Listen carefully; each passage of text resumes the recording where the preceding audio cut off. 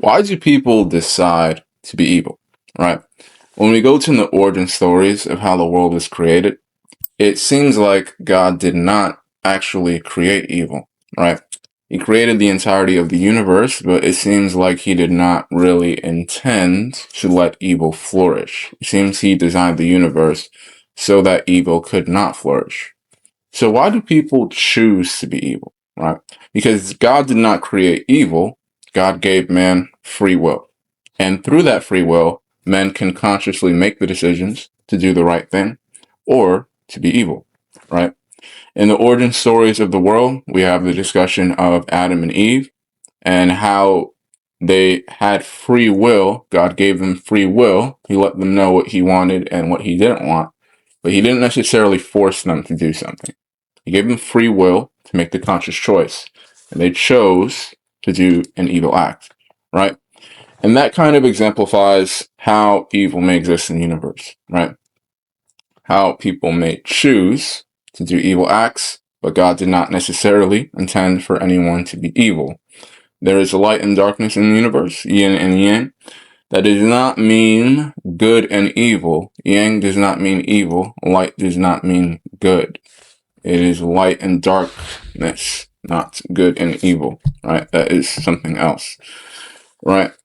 So, why do people choose to be evil, right?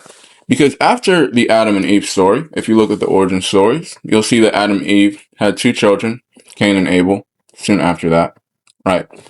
And Cain and Abel is pretty much perfect story for explaining why evil might exist in the universe.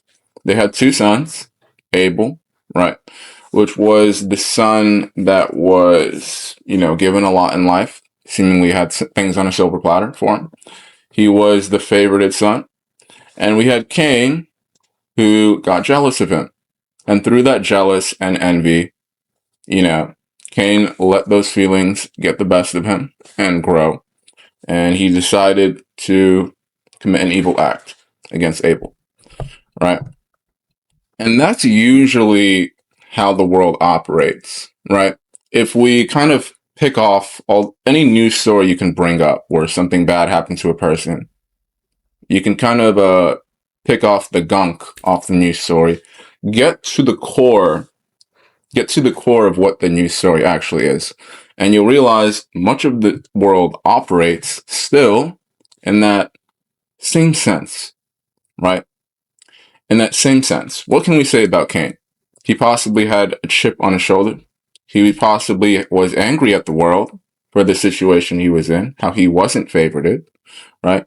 He was angry at the world, at what his situation was, and he let those feelings transform his life in a negative way. And when you decide to let that happen, something bad is going to happen to you, as it did for Cain, right? And after Cain committed that evil act, he was banished and isolated and outcasted from the garden, from the population, and he was never allowed back in, right? So, for example, right, we can see that in society that a lot of people with money tend to be targeted, right? It goes down to the core, right? Why do people target him? Why do people want his money? Possibly you got some people who don't have money. They kind of have a chip on their shoulder on the world, right? When you have that chip on your shoulder, you feel like the world wronged you. You feel like the world owes you something. And once you start going down that path, you start looking at people who have what you don't want and you start being angry at them, even though they usually aren't really responsible for what your living situation is.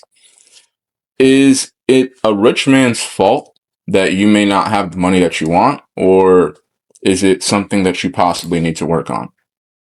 It's not really his fault that he decided to start a business and become wealthy. Yet they are targeted by a lot of people, and a lot of people like to blame them for the financial problems they may be sitting in, right? So as you see, something as simple as that still has the same Cain and Abel feel to it, right?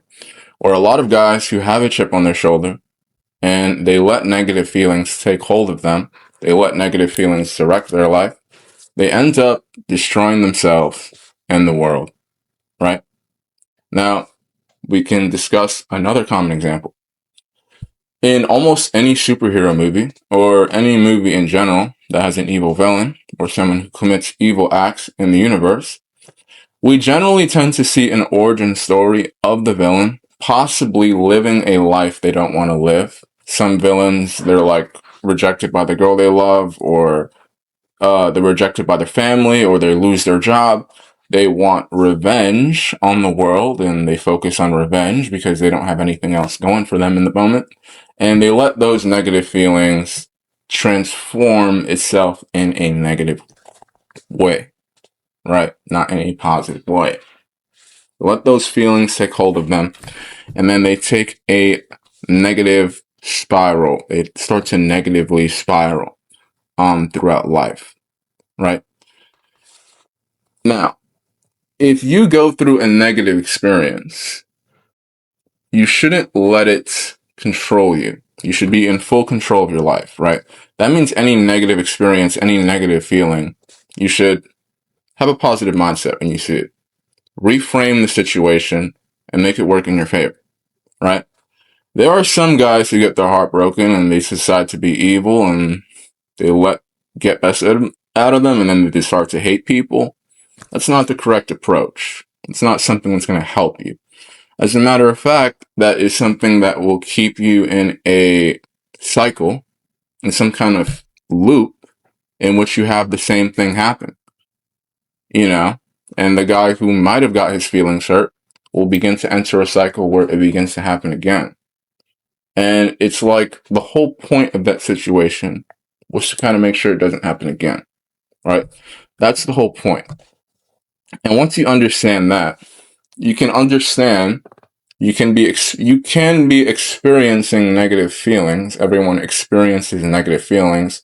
That doesn't mean you need to let them control you and force you to do something that's going to destroy you, right? Some men get their heart broken and they go through a massive self-improvement phase, get a new girlfriend, move on with their life. They start a new company with all the motivation they have. I'm not saying you need to do that. What I am saying is you need to prevent yourself from having a chip on your shoulder, right? Someone may have hurt you years ago. So what, right?